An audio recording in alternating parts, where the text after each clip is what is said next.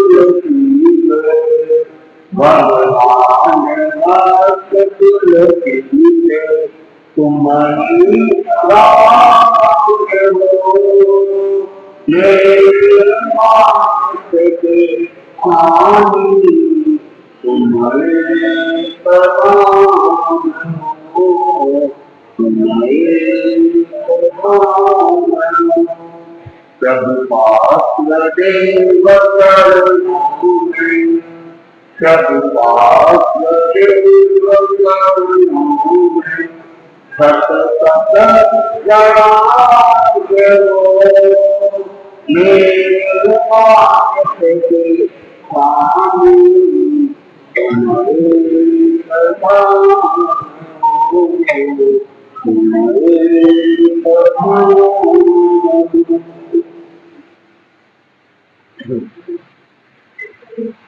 ज्ञाता धर्म कथा का पहला अध्ययन और अभय कुमार के आह्वान पर अभय कुमार को पोषक सहित 3 दिवसीय तपस्या के प्रभाव से शोधन कल्पवासी देव का विमान कंपायमान हो जाता है, प्रकंपित हो जाता है और वह अपने अवधि ज्ञान को देखता है, जानता है कि मेरे पूर्व जन्म का मित्र मुझे स्मरण कर रहा है। तो वह तत्काल अपने आसन से उठता है, किसान दिशा में आता है और व्यक्तिगत रूप को धारण करके वह दक्षिण जम्बूद्वीप के दक्षिण भारत के भारत देश में और राजगिरी नगरी के लिए प्रस्थान करता है। रास्ते के अंदर अनेक द्वीप समूह को लांघता हुआ उसके द्वीप से गुजरता हुआ वह कहाँ पहुंच जाता है, राजगिरी के अंदर पहुंच जाता है। शयनम के देवे अंतरिक्षी परिवन्ने दशस्थ गन्नाई सखी पुण्याई पवरस्थायु परिमीय अवयम कुमारम एवं बयासी अहम ने देवानुक्रिया पूर्व संबंधे सोहत्तवासी देवे महत्वीय जन्म नाम को पोषर शालाए अक्षम भक्तम पदता नम ममम मनसी परिमाणे शिक्षति तम एक नम देवानुक्रिया अहम नम अग्रमालय संगीताय नम देवानुक्रिया किम करे किम दर्यान किम परीक्षा इंदा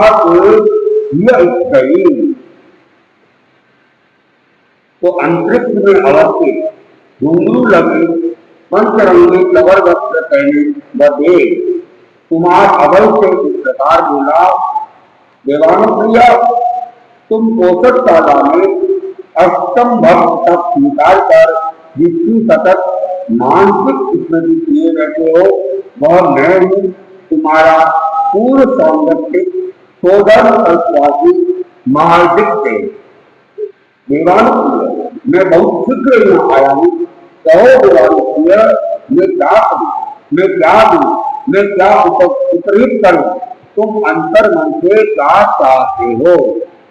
तो वह देवता राजगिरी नगरी के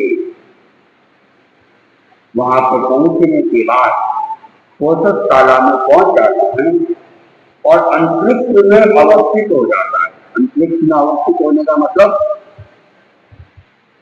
अंतरिक्ष में अवस्थित होना,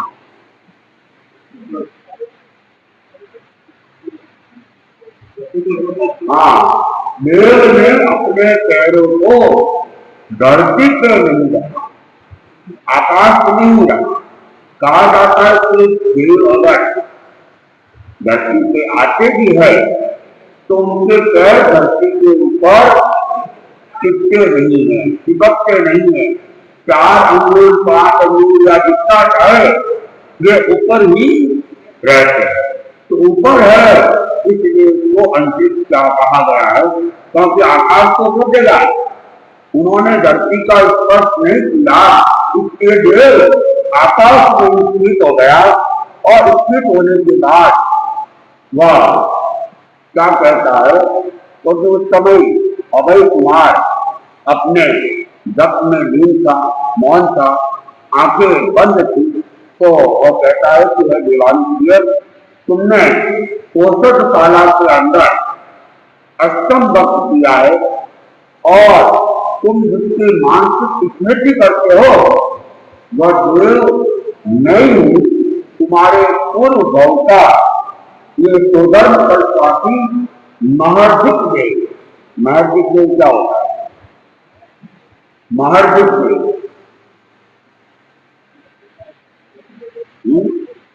जिनकी रिद्धि महान होती है वे देवता महर्दिक देव कहलाते हैं। महान रिद्धि वाले देव कहलाते हैं। तो अभय कुमार का जो मित्र देव था वह भी देवलोक के अंदर कोदंड देवलोक में महान व्यक्ति वाले देव थे।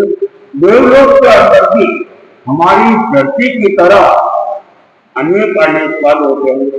इंद्र का पद होता है, जैसे यहाँ राजा का पद होता है या प्रधानमंत्री राष्ट्रपति का पद होता है, तो वैसे देवलोक के अंदर भी इंद्र का पद होता है। और इंद्र के समान रिद्धि रखने वाले देवता भी वहां पे होते हैं, उनको कहते हैं सामानिक। सामान्य यानी इंद्र के समान रिद्धि तो रख रहे, लेकिन इंद्र का पद उनके पास में नहीं, तो इंद्र तो एक ही बनेगा, लेकिन उतनी रिद्धि वाले भी वहां अनेक अनेक देव रहते हैं। और फिर इंद्र की परिचर्या में रहने वाले देव भी होते हैं। वहां भी हमारे यहाँ जैसे शेख साहूकार नगर के होते, वैसे अलग अलग महान बुद्धि और महान शक्ति रखने वाले देव वहां पर होते हैं। और यहाँ तक कि जैसे और यहाँ पर शूद्र व्यक्ति भी होते हैं, सफाई कर्मचारी भी होते हैं, वैसे देवलोक के अंदर भी शूद्र देव भी होते हैं, जिनको देवलोक की सफाई का कार्य सौंपा जाता है, जल छिड़काव का कार्य सौंपा जाता है, पुष्प बिछाने का कार्य सौंपा जाता है। और यहाँ तक कि जब इंद्र को कहीं कोई सवारी से जाना होता है या इंद्र के समान कोई देवताओं को सवारी के पर जाना होता है, तो उन सवारियों के लिए भी कौन होते हैं? हाथी घोड़ा वाले होते होते क्या? ऐरावत हाथी की कहा रहता है? ऐरावत हाथी इंद्र का हाथी कौन सा है? हाँ, ऐरावत हाथी जो है वह देवलोक नहीं है, लेकिन तिर्यंत नहीं है, देवता होते हैं, ये ही तिर्यंत का रूप धारण करते हैं, ऐरावत हाथी का रूप धारण करते हैं। तो देवलोक में कोई तिर्यंत नहीं है, बादल रूप में नहीं, सूक्ष्म रूप में तो है, बादल रूप में तिर्यंत वहां पर नहीं है, सूक्ष्म रूप में है क्या? सूक्ष्म रूप में कैसे रहेंगे वहां पर?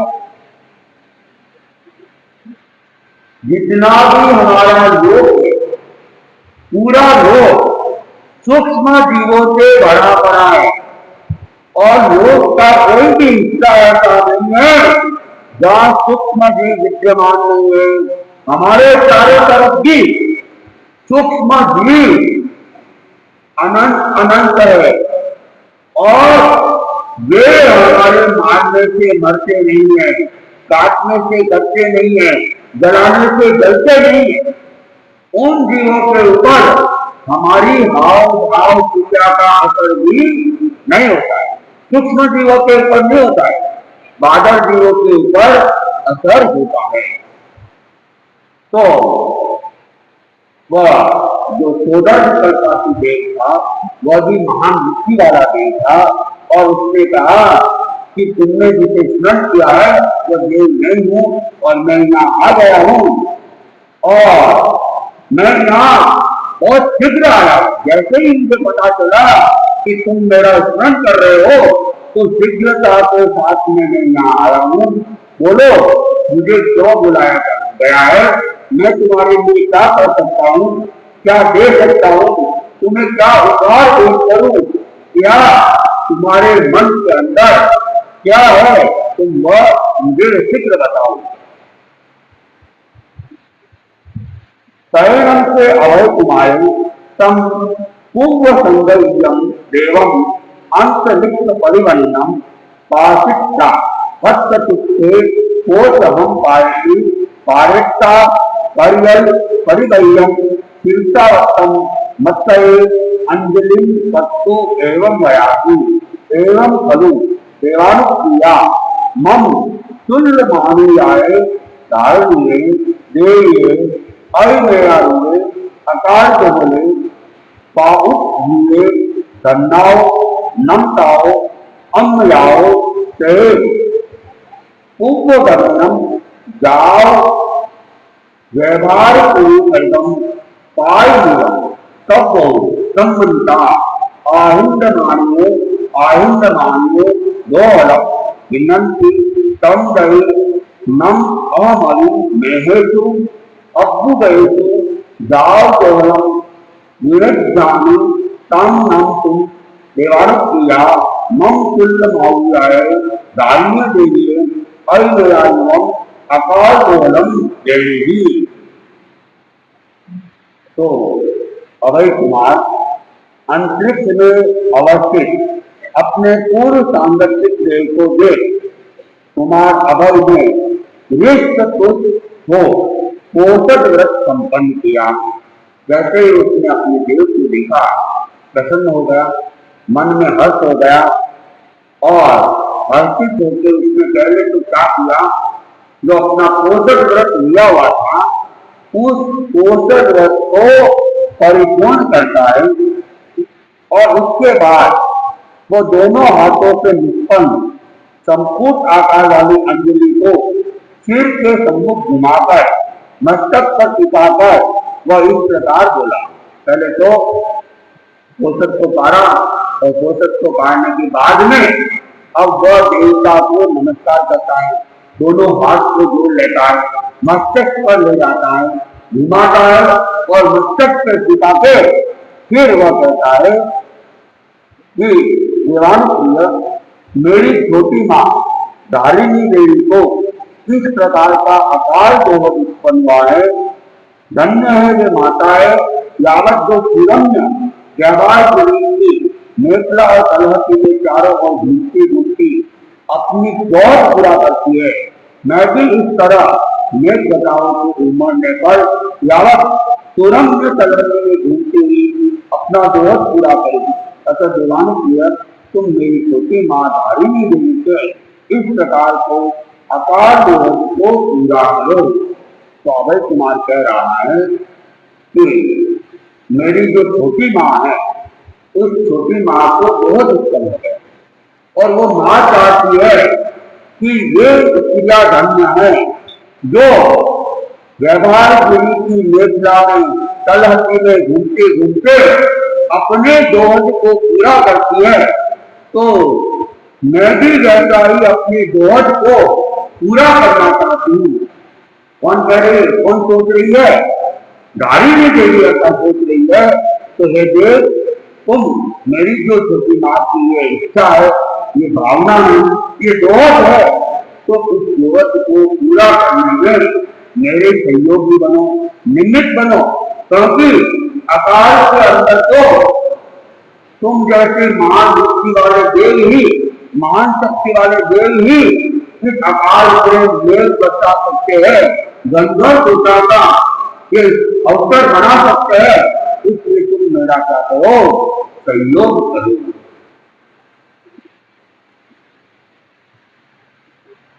करणम के देव अवय कुमारेणम एवं मुक्ते समानम हस्तपुष्टे अभयम कुमार एवं वयासी तुमम नम देवानुप्रिया तुल्य विशक्ते अच्छाई अहम नम तव तुल्य माव्याय तारिणी देवी अयदयालुवम अकाल दोलम वीरेण तत्तु अभ्यस्त कुमारस्य अंतियाव परिमुक्तिमयी परिमुक्तियुक्ता उत्तर सुरक्षी नम व्यवहार अव्वय येउर्य समुद्धारणम समोह उन्नई समोहनिता संकेतदायी जोलनाय दंडम निशिरय गाव गोतमसी येउल्दी समुद्धारणम समोहन्नाई समोहनिता विपावेवं सगत्यम सविद्यम सकुतियम पंचवन्नेह न्यावो मतोहियम विद्वम पावुसरितिनम युवई युवित्ता जैनादेव अभय कुमारे जैनादेव वावस्थिता अभयम कुमारम एवं वयासी एवं खलु देवानुप्रिया मैं तम तीर्थाय सगत्या सविद्या सविद्या विद्वा पावुसरिति युविया तम विवेलु नाम देवानुप्रिया तव तुल्य माउया धारिणी देवी अविवेरावम अकाल दुर्बलम। तो कुमार अभय के द्वारा ऐसा करने पर हृष्ट पुष्ट हो उस देव ने कुमार अभय से इस प्रकार कहा, देवानुप्रिय, तुम बिल्कुल स्वस्थ और विश्वस्त हो। मैं तुम्हारी छोटी माँ तारिणी के इस प्रकार के अकाल जगत को पूरा करूंगा। ऐसा कहकर वह कुमार अभय के पास से बाहर निकला। बाहर निकलकर वह ईशान कोण में स्थित व्यवहार पर्वत पर दैत्रीय समुद्र से संवत होकर संख्यात योजन का एक दंड निर्मित किया। यावत दूसरी बार दैत्रीय समुद्र से संवहत होकर गर्दन, बिजलिया और कुआरों वाले पचरंगे बादलों के निगोद से सुशोभित दिव्य पावस की श्री की विक्रिया कर वह कुमार अभय का वहां आया। वहां आकर कुमार अभय ने इस प्रकार बोला, देवानुप्रिय, मैंने तुम्हारी प्रियता है तो गर्जन, बिजली और कुआरों से युक्त दिव्य पावस की श्री की विक्रिया की है। अतः देवानुप्रिया, तुम्हारी छोटी माँ धारिणी देवी अपने इस प्रकार के अकाल क्रोध को पूरा करे। तो अब क्या होता है, अभय कुमार ने जब अपनी बात रखी तो वह देव उसने भी हर्षित होते प्रसन्नचित होते कहा कि कुमार अभय, तुम बिल्कुल स्वस्थ रहो और विश्वस्त रहो। तुम किसी प्रकार की कोई चिंता मत करो, मन के ऊपर कोई भी भार मत रखो। मैं तुम्हारी छोटी माँ की जो इच्छा है, जो अकाल का बोझ है, उसे पूरा करूंगा, ये मैं तुम्हें आश्वस्त करता हूँ। इसलिए तुम अब निश्चिंत हो जाओ, मन के ऊपर किसी प्रकार का भार तुम मत रखो। और ऐसा कहकर कुमार अभय के पास से वह देव उस महल से, औषधशाला से बाहर निकल के आ जाता है। और आने के बाद बाहर निकलकर ईशान कोण के अंदर स्थित व्यवहार पर्वत पर चला जाता है। और व्यवहार पर्वत के ऊपर जाकर वो फिर क्या करते हैं, संख्यात योजन का एक दंड निर्मित करता है। पहले भी किया था, जब वो यहाँ आए थे तब संख्यात योजन का दंड निर्मित किया था। और उसके बाद में व्याकरण रूप को धारण किया था। तब पुनः दूसरी बार वो क्या किया जा रहा है, व्यक्तिगत रूप बनाया जा रहा है। तो उन्होंने दूसरी बार ये व्यक्ति समुद्र किया और फिर उन्होंने गर्दन, बिजलियां और कुआरों वाले पचरंगे बादलों के निनाद से सुशोभित दिव्य आकार पर श्री की विक्रिया की। अब उन्होंने विक्रिया की है, इसमें बादलों की गर्जना भी हो और बिजलियां भी चमके और फिर कुआरे भी बरसे। इस प्रकार की श्री की विक्रिया उसने कर ली। और विक्रिया करने के बाद वह अभय के पास में आता है और अभय को कहता है, मैंने गर्दन, बिजली और कुआरों वाली विक्रिया की है, तो तुम अब अपनी माता की जो इच्छा है अकाल दोहन की, वह तुम पूरी कर सकते हो। और कुछ ही देर में ये जो विक्रिया है अपना क्या है रूप दिखा देगी। तो उस पूर्व सांगतिक को बर्म कल्पाती के पास यह अर्थ सुनकर अवधारण कर हृष्ट पुष्ट हुआ कुमार अभय अपने भवन से बाहर निकलता है। निकलकर राजा श्रोणिक का वहां आया। वहां आकर दोनों हाथों से निष्पन्न संपूर्ण आकार वाली अंजलि को सिर से संपूर्ण घुमाकर मस्तक पर टिकाकर इस प्रकार कहा, सोदन कल्पाती मेरे पूर्व सांगतिक देव ने इस समय गर्दन, बिजली से युक्त पचरंगे बादलों के विनाश से शोभित दिव्य पावत की श्री की विक्रिया की है। अतः मेरी छोटी माँ तारिणी देवी अपनी अकाल क्रोध को अब क्या करे, पूरा करे। तो अभय कुमार ने किसको कहा, राजा सैनिक को सूचना दी कि मैंने अष्टम तप किया था और अपने पूर्व बल के मित्र को याद किया था और वह मित्र आ गया है और उसने बिजलियां और गर्दन और कुमारों से युक्त श्री क्रिया की है। तो अब मेरी माँ की जो छोटी माँ की जो इच्छा है वो अब वह पूरी कर सकते हैं। तो इस प्रकार आप सैनिक को सूचना दी है, सैनिक की आगे सूचना पहुंचाता है और किस प्रकार अब रानी की इच्छा पूरी होती है, इसका वर्णन हम आगे सुनेंगे।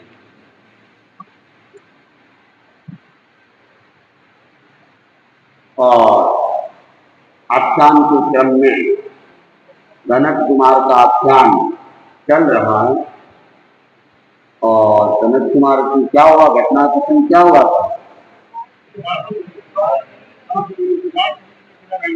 हाँ, वह जिसका इंतजार करता था कि कोई आ जाए, जहाज आ जाए, तो जहाज में बैठकर मैं अपने नगर में, अपने राज्य में चला जाऊं। तो आखिर इंतजार करते करते एक दिन जनक कुमार की इंतजार की घड़ियां पूरी होती है और उनको मानव के दर्शन भी एक लंबे समय के बाद में हो जाते हैं। इधर श्वेत सुदत्त की देवता ने क्या बात है, इस सुनी नगरी के अंदर ये अकेला आदमी कैसे फिर उससे बातचीत करता है और बातचीत करने पर जनक कुमार से एक कल्पित कहानी सुना देता है। कल्पना के आधार पर ही अपना नाम, धाम, परिवार वह सब वो बता देता है और किस प्रकार वह यहाँ पहुंचा वह भी एक काल्पनिक घटना के बता देता है। और वो घटना तो उसे खुद को भी पता नहीं थी कि वह यहाँ पर कैसे आया, कौन लेके आया, ये उसे पता ही नहीं थी। पारण पक्षी लेके आया था, लेकिन जैसे ही उसका हाथ को हिलते हिलते देखा, पारण पक्षी तो उड़ गया और पक्षी भी उड़ भी रहे हो तो ये क्या पता कि उन्होंने मुझे यहाँ लाया। इसलिए जनक कुमार को भी पता नहीं था कि स्वानपुरी में वह कैसे पहुंचा था, लेकिन उसने मन गरम काल्पनिक घटना उन्हें बता दी। किसको? शेर सुदत्त को। अब वो कह रहा है, मुझको धन सहकर पहुंचाओ, चौथा हिस्सा तुम भी पाओ। मुझको धन सहकर पहुंचाओ, चौथा हिस्सा तुम भी पाओ। सुनतानंद की गाथा मीठे सोने की, सुनतानंद की गाथा मीठे सोने की। धनक बनाता जाता मीठे सोने की, मन में मौज मनाता मीठे सोने की। तो जनक कह रहा है अपनी सारी घटना सुनाने के बाद कि अब मुझे भी अपने नगर में जाना है, तो तुम मुझे अपने साथ में मुझे मेरे घर ले जाओ और मेरे पास ये जो सोने की ईंटों का ढेर है, पूरा ढेर बता दिया उसको कि ये पूरा जो ढेर है उसका चौथा हिस्सा 25% मैं तुम्हें दे दूंगा। और वो इतना विशाल सोने का ढेर महीनों के महीने तक वो इनके ही बनाता गया था। तो विशाल ढेर को देखा और फिर चौथा हिस्सा मिलने की बात देखी, फिर सूरत का हृदय को खिल जाता है, प्रसन्न हो जाता है, हर्षित हो जाता है और वो कहता आओ तुम बैठो, चलो आराम से मेरे साथ में तुम चलो। लेकिन अभी तो मैं इस द्वीप में आया हूँ, तो 2-4-5 दिन तो हम क्या करेंगे, विश्राम करेंगे, फिर तुम हमारे साथ में, हमारे जहाज में इस पूरे धन के साथ में चलना, मैं तुम्हें मना नहीं करूंगा। तो अब जनक कुमार को स्वीकृति तो मिल गई। स्वीकृति मिलने के बाद में अब वे लोग इस द्वीप में सब लोग रह रहे हैं, कुछ दिन रह के अपना समय बिता रहे। जहाज यात्रा, समुद्र यात्रा जो थी उसकी थकान को ये द्वीप में बिता रहे, इधर उधर घूमते हैं और खाने के लिए वहां तो कुछ खाई नहीं, पेड़ थे और पेड़ों के ऊपर मीठे मीठे और पके हुए फल थे तो उन फलों से ही ये अपना काम चला रहे थे। और कुआं भी था जिसमें मीठा पानी था, तो पानी पी लेते थे और समय बिताते जा रहे हैं। लेकिन बीच में क्या होता है, चम करती के मन को हरती है, चम करती है, के मन को हरती है। लेने सारी ललचाया है, कर्मों की कैसी माया है। लेने सारी ललचाया है, कर्मों की कैसी माया है। यदि इसे खूब अंदर डालो, यदि इसे खूब अंदर डालो, तो इनके सारी मैं पालू, तो इनके सारी मैं पालू। माया का चक्र चलाया, कर्मों की कैसी माया, माया का चक्र चलाया, कर्मों की कैसी माया। कल पास सूख के आता हूँ, जल पीने उसे बुलाता हूँ। कल पास सूख के आता है, जल पीने उसे बुलाता है। देव का शीघ्र गिराया, कर्मों की कैसी माया। देव का शीघ्र गिराया, कर्मों की कैसी माया, कर्मों की कैसी माया। तो अब वो सेठ सुदर्श सोने की ईंटों को बार बार देखता जाता है। जब जब भी उधर से गुजरते हैं, वह ढेर के ऊपर ही उसकी नजर टिकी रहती। वो सोचता इतना सोना, इतना सोना, और वह सोना भी क्या प्योर, एकदम प्योर, कोई इसमें मिलावट नहीं था। 24 कैरेट का जो गोल्ड सोना होता है, तो उसकी तरह एकदम चमचमाती ईंटें उसको दिखाई दे रही थी।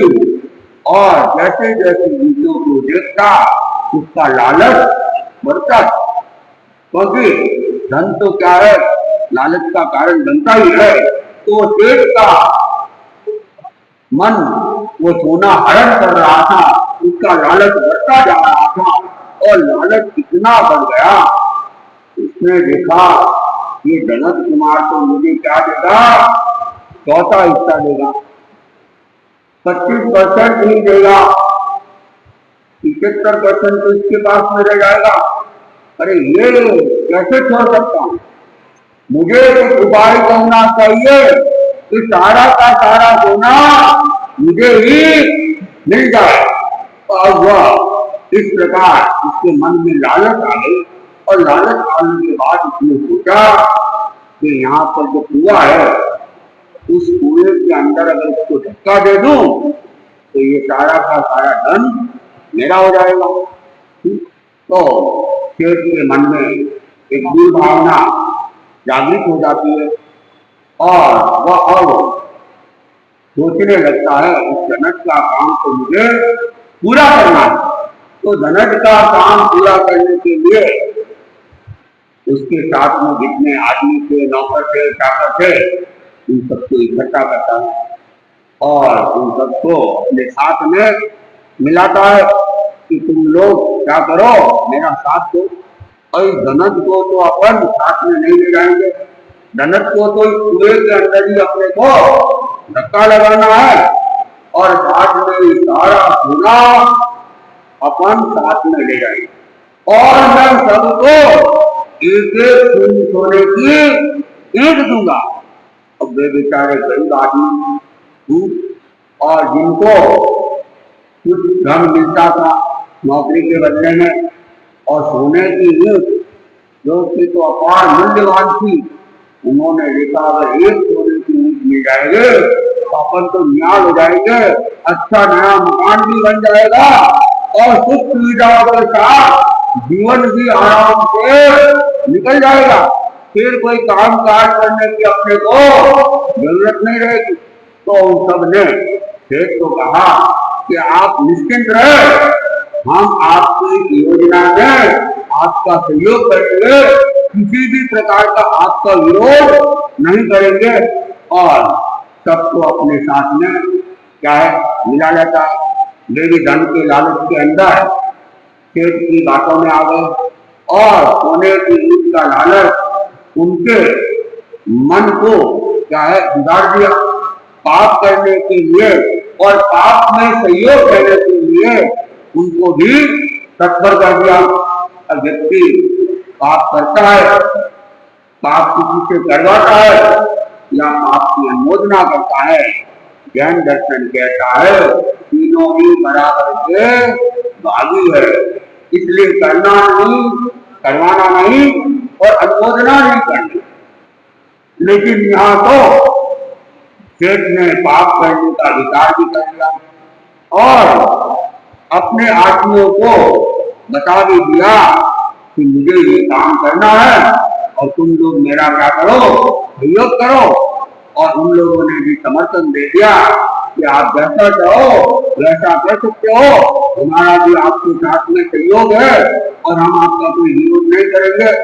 तो इस प्रकार वह शेख सुदत्त अपनी योजना बनाने के बाद है अब योजना को क्रियान्वित करना चाहता था, तो उसने एक दिन अवसर देखा, मौका देखा और कुएं के आसपास घूम रहे थे तो शेख सुदत्त कहाँ पहुंच जाता है, कुएं के पास में पहुंच जाता है और कुआं मीठे पानी से भरा हुआ था और आवाज लगाकर धनक को बुलाता है कि धनक आओ, अपन काफी घूम फिर लिए थक गए हैं, तो अपन क्या करता है मीठे पानी से प्यास बुझाते हैं और अपने आप को हल्का करते हैं, अपनी थकान भी मिट जाएगी।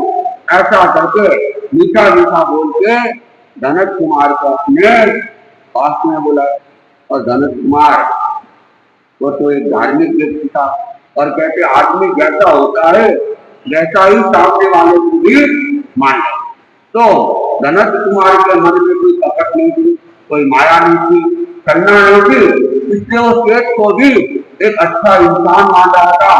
तो सेठ के साथ में उसने मित्रता कर ली थी और सेठ के सामने गुस्सा थी, घूमता फूटा खाता पीता था। तो सेठ की आवाज पर वह धनक कुमार सेठ के पास में जाता है और पानी पीना था। तो धनक कुमार ने क्या किया, पानी निकालने की तुम सेठ साहब है, बड़े है, बुजुर्ग है, उन्हें तो कैसे तो काम सौंपे, जो विनित होते हैं, विनम्र होते हैं, वे बड़ों से काम करवाते नहीं है, लेकिन बड़ों के लिए ये काम कर लेते हैं। तो धनक कुमार भी सेठ को तो एक जगह दिखाता है और फिर पानी निकालने के लिए कुएं के नजदीक पहुंच जाता है, बाल्टी वगैरह उठाता है और वो जैसे ही पानी निकालने के लिए झुकता है, खेत पास में लगा हुआ था, मौका देखा और वो फटाफट शीघ्रता के साथ में कहाँ आता है धनक के पास में और पीछे से धक्का दे जाए और धक्का देते ही क्या होता है, धनक कुमार को कुएं के अंदर गिर जाता है और एक तरह से क्या किया, सुदत्त से जिसके ऊपर धनक ने भरोसा किया था, विश्वास किया था और उस विश्वास के साथ मित्रता की थी, लेकिन धन के लोभ के अंदर शेख सुदत्त उसकी मित्रता पर भी ध्यान नहीं गया, उसके विश्वास पर भी ध्यान नहीं गया और धोखे के साथ में उसको मार दिया।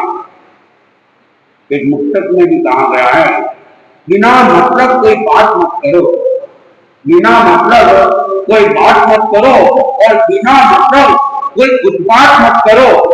अगर किसी को विश्वास दिला न सको, यदि किसी को विश्वास दिला न सको तो कम से कम विश्वासघात तो मत करो, कम से कम विश्वासघात तो मत। बिना मतलब तो हमें किसी से कोई बातचीत नहीं करनी चाहिए और बिना मतलब कोई उत्पात वगैरह भी नहीं करनी चाहिए, तोड़ फोड़ भी नहीं करनी चाहिए। और अगर हम किसी को अपना विश्वास नहीं दे सकते हैं, कोई बात नहीं, लेकिन किसी ने हमारे पे भरोसा किया है, विश्वास किया है, तो हमें कम से कम उसके साथ में विश्वासघात नहीं करना चाहिए, धोखा नहीं देना चाहिए। लेकिन जब कहते हैं कि लोभ की स्थिति आती है, लालच की स्थिति आती है, तो व्यक्ति सब कुछ भूल जाता है, धर्म कर्म को भूल जाता है, नीति अनीति को भी वो विस्मृत कर देता है। इसीलिए भगवान महावीर क्या कहते हैं कि लोभ तो क्या है, सब पापों का पाप होते हैं, कि क्रोध मान माया ये जितने खतरनाक होंगे उससे भी ज्यादा खतरनाक कौन है, लोभ है। और जो मुक्ति की दिशा के अंदर अग्रसर होते हैं, श्रेणी आरोहण करते हैं, चौथे हिंदुस्तान के 5वें हिंदुस्तान में आ जाते हैं, साधु बन जाते हैं, ऊपर चढ़ते हैं, तो कहते हैं कि 9वें हिंदुस्तान के अंदर क्रोध मान और माया खत्म हो जाती है, लोभ भी खत्म होता है, लेकिन पूरा खत्म नहीं होता है। 10वें हिंदुस्तान का सूक्ष्म लोभ का अंत वहां भी रहता है। इसी सूक्ष्म लोभ के कारण से कसायों की स्थिति 10वें हिंदुस्तान तक बताई गई है कि ये लोभ बड़ा खतरनाक है। लोभ को रोकना सबसे ज्यादा कठिन है। लोग ने कहते महाराज इसको गुस्सा बहुत आता है, क्रोध बहुत आता है, वो बहुत होता है, लेकिन क्रोध को रोकना इतना कठिन नहीं है जितना लोभ को जितना कठिन है। और सारी पापों की जड़ भी क्या बन जाती है, लोभ बन जाती है।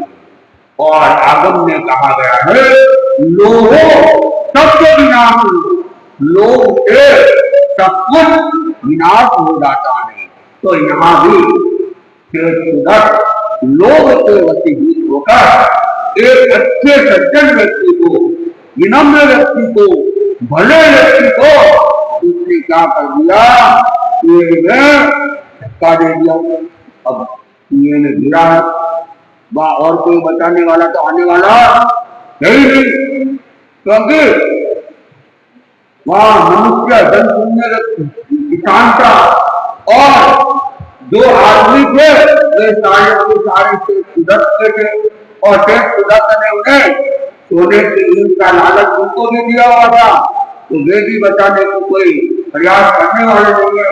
और जनक कुमार का बेचारे का क्या होता है, कुएं में गिरा है, जीवित रहेगा नहीं रहेगा, ये घटना हम आगे सुनेंगे।